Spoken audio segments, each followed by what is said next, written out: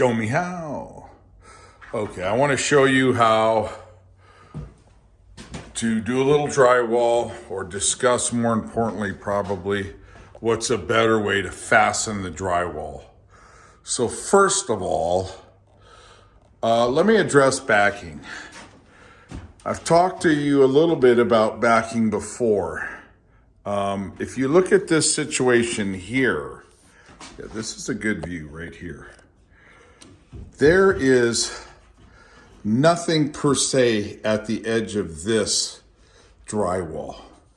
This, I'm moving a little bit, this stud. If you look in this corner, it's a little bit obscured, okay? And so what I want to do is show you, might be able to get, if the wind's gonna blow that. I want you to see what it looks like. What the drywall looks like without backing. Okay, so here's the face of the drywall. And you can see it's bending a little bit, not too bad, and I'll tell you why. Because if you're within about 4 inches, you don't really need backing. And this is right at about that point. But you can see it bends a little bit. So imagine if it was 6 or 7 inches, okay? That's number one. And I may just put one last little piece here. Probably don't need it. Because once I put this piece of drywall here with the tape, being in a closet, it's just not gonna get impacted at all. So that's number one regarding backing, okay? Number two, the penetration of the screw is real important. So this is what I mean. If you take a look at that screw, that's perfect penetration. If you take a look at this screw, that is no good, okay? The paper is torn. And that's really what the inspectors are gonna look for. If a lot of screws have torn paper, then they're gonna make you,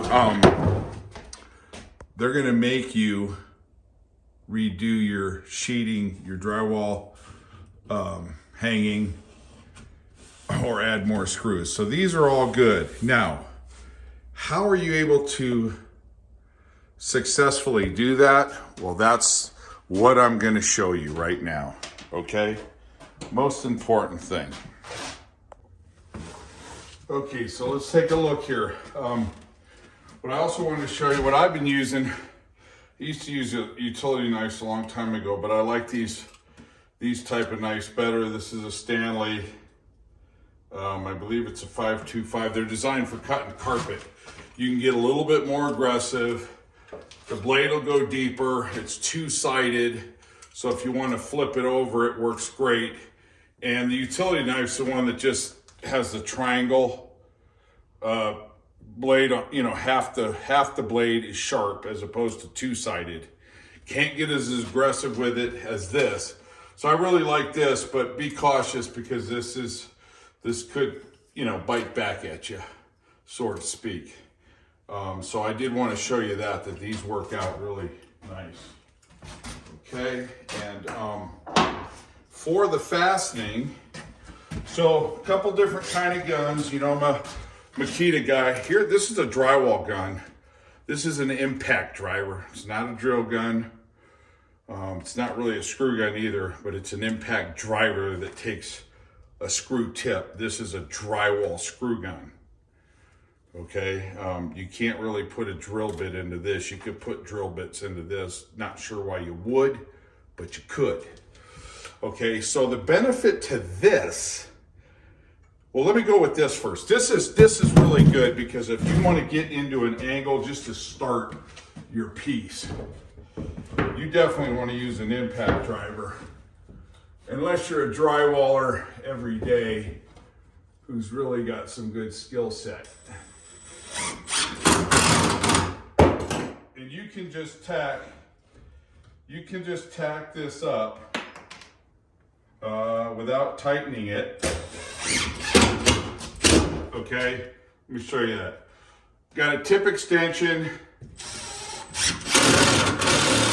without tightening it all the way, just to make sure it's up so the paper doesn't rip. That's the way to do it, especially like if you have a huge piece. If you have a huge piece, I would put some screws in it first. Set them in there so you're not panicking, especially if you're by yourself, and then drive them in. So something of this nature. I would just get them in a little bit where they're not penetrating out the back, and then when you hold your piece up, screw it in. That's what I do to this.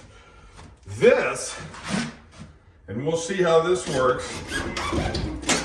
Okay, this is adjustable. This cone, this outer sleeve is adjustable. Look at this. See the tip? Okay, counterclockwise, the tip almost goes away. Okay, so that's where you adjust the cone, and that is for your setting on your screws, okay? Now this battery is choking a little bit, so I will change it. And what this does, hopefully you can see this. I'll go left-handed. See, that's in there too deep. So what this does is this allows you to set your screw so you don't have any problems tearing the paper or not penetrating enough so it hits your knife when you mud. So you just see I adjusted that. I could probably go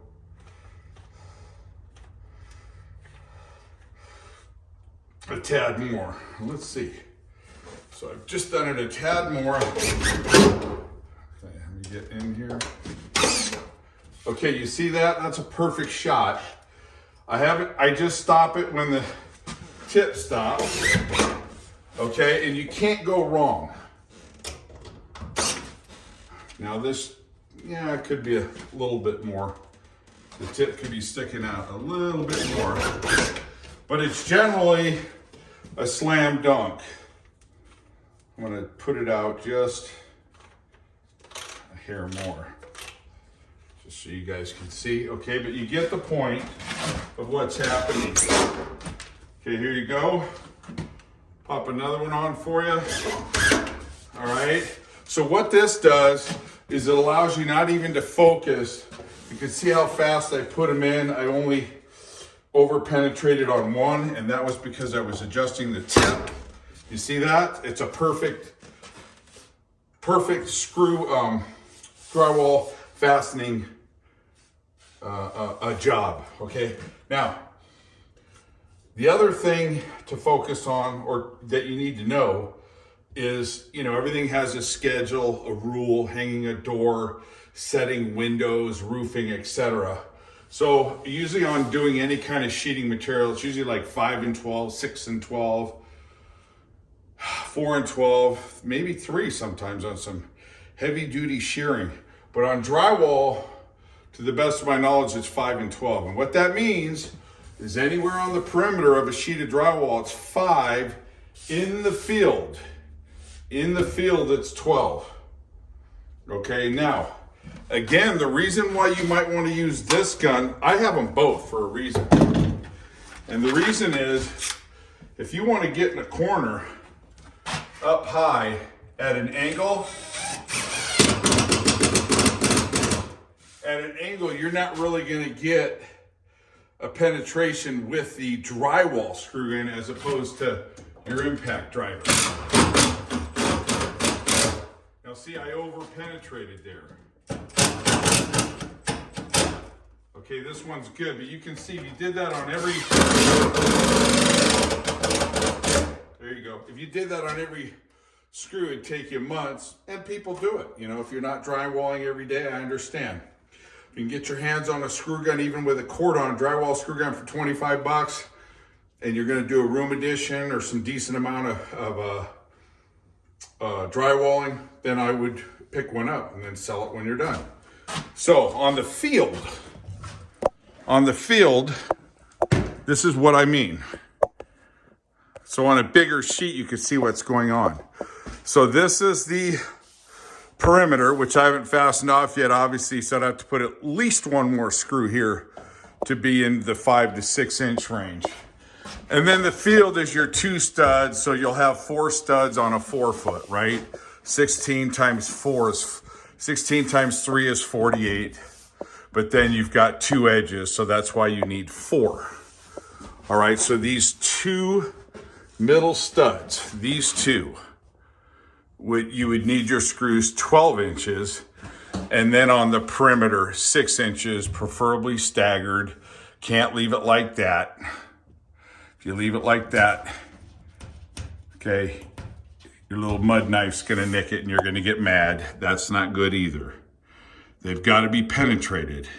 That's too much, and that's pretty much as good as can be. See, these I didn't use. I just kind of got the screw gun to put them up, but this is good. That's good. That's the way you want them. This is good.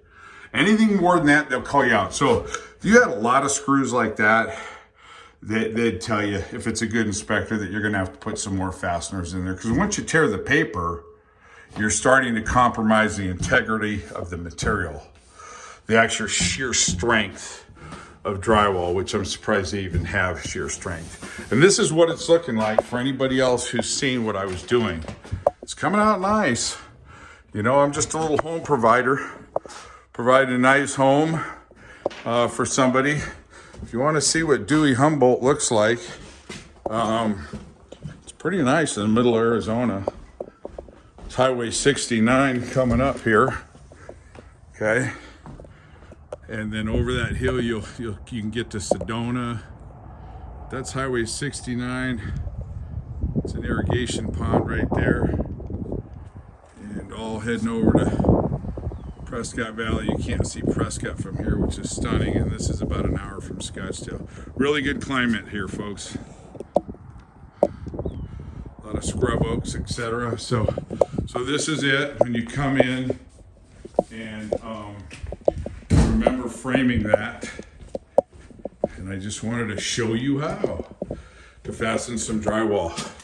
So this is where it all began, coming in, and now you'll just go down to the hallway, out, and this is actually gonna create like a miniature 3rd bedroom. Got my electrical happening. 3-way switch, that shuts off. Come over here. Lights on. Little fan action. Not gonna turn the fan on for you. And then this is for the closet. Okay, that's it. Showed you how to properly fasten drywall. Thank you for watching.